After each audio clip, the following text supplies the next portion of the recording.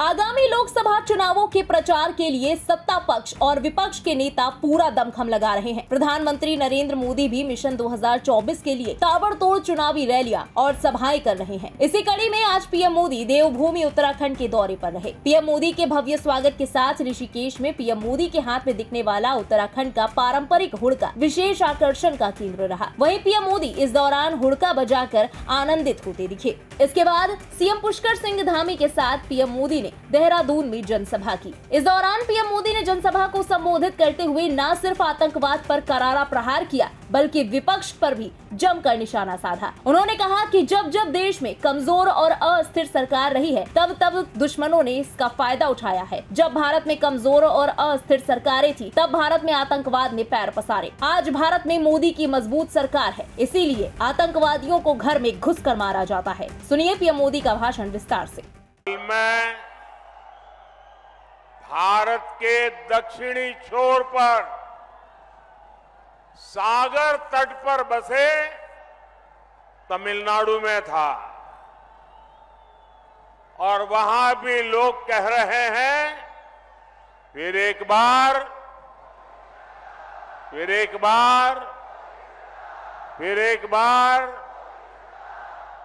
आज हिमालय की गोद में बाबा केदार और बद्री विशाल के चरणों में हूं तो यहां भी वही गूंज है, फिर एक बार, फिर एक बार।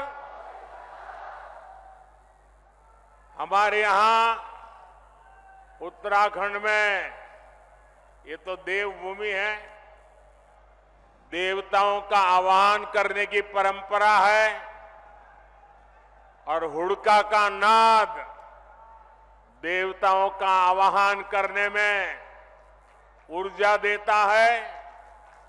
आज मुझे भी जनता जनार्दन जो देवता रूपी है उनका आह्वान करने के लिए हुड़का का नाद बजाने का सौभाग्य मिला। साथियों,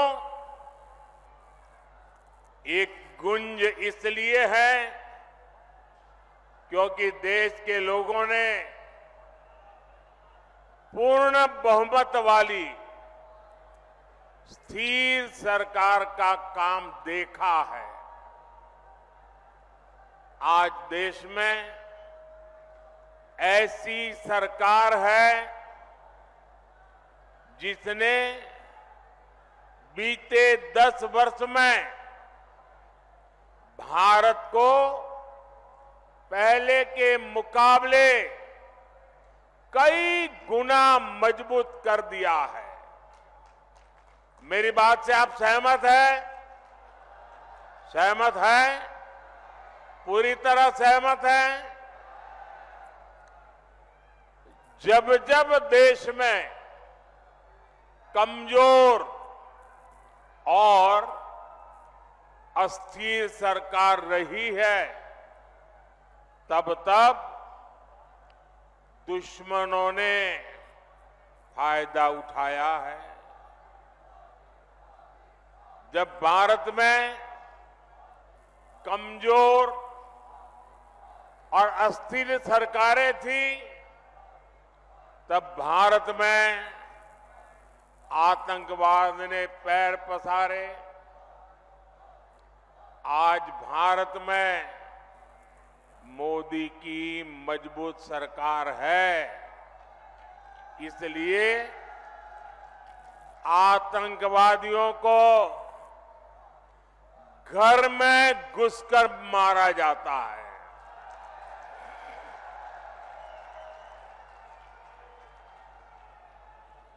आज भारत में मजबूत सरकार है, इसलिए भारत का तिरंगा युद्ध क्षेत्र में भी सुरक्षा की गारंटी बन जाता है। ये भाजपा की मजबूत सरकार ही है जिसने 7 दशक बाद जम्मू कश्मीर से आर्टिकल 370 खत्म करने का साहस किया। ये भाजपा की मजबूत सरकार ही है जिसने 3 तलाक के खिलाफ कानून बनाया। ये भाजपा की मजबूत सरकार है जिसने महिलाओं को लोकसभा विधानसभा में आरक्षण दिया। ये भाजपा की मजबूत सरकार ही है जिसने सामान्य वर्ग के गरीबों को भी 10% आरक्षण दिया। साथियों, कांग्रेस की सरकार होती तो 1 रैंक 1 पेंशन कभी भी लागू नहीं होता। मोदी ने ये गारंटी दी थी और इसे पूरा करके दिखाया। ये कांग्रेस थी जो कहती थी कि 1 रैंक 1 पेंशन लागू करके हम पूर्व सैनिकों को 500 करोड़ रुपए देंगे। ये मोदी है जिसने 1 रैंक 1 पेंशन लागू करके पूर्व सैनिकों को 1 लाख करोड़ रुपए से ज्यादा उनके बैंक खाते में पहुंचा दिए।